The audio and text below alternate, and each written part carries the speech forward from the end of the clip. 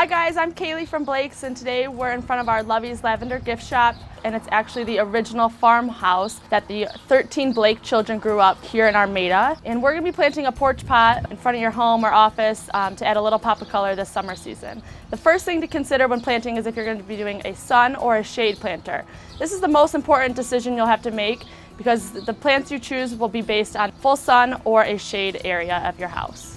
So next you want to consider the size of planter you're going to plant. This is about an 18-inch pot, so we're going to be planting about 6 plants inside of it, but it all just depends on the plant, and we recommend looking at that plant tag that tells you how big or small that plant will grow to determine how many will fit in your planter size.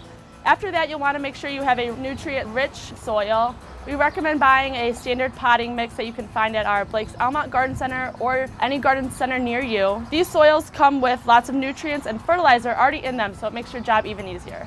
So next you're going to determine the style of planter you'll want to plant. There's 2 different varieties, a round and a front-facing. This planter is a round style that can be viewed at all angles, and your tallest plant will be planted in the middle of the pot. This is a front-facing planter where your tallest plant is in the back and is viewed from the front only.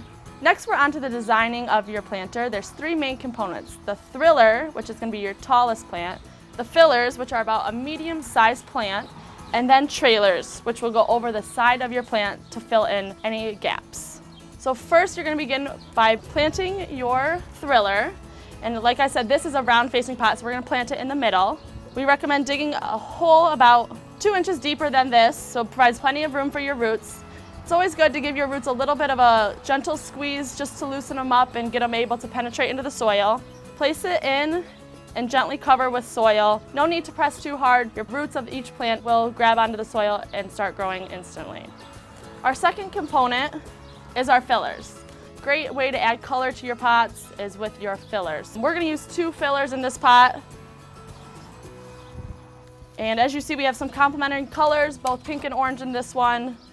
And then lastly is the trailers. These are great because they're going to fill in and spill over the edge of your plant, giving it a nice full look. We recommend as soon as you're done planting it, you give it a nice watering. This will allow those roots to start growing instantly. After that, we recommend watering every few days. You don't want to overwater because that will cause root rot in your planter. Second is to deadhead any dead flowers. So once the flower is bloomed completely, it's okay to pick it off. This will actually stimulate new blooms and new color to come into your planter. And lastly, you can always use a fertilizer or a bloom booster that you can find at your local garden center or our Almont store to help bring more color and more blooms to your planter. Thanks for watching, guys. Make sure you subscribe to our Blake's YouTube channel where you can find more DIY videos just like this.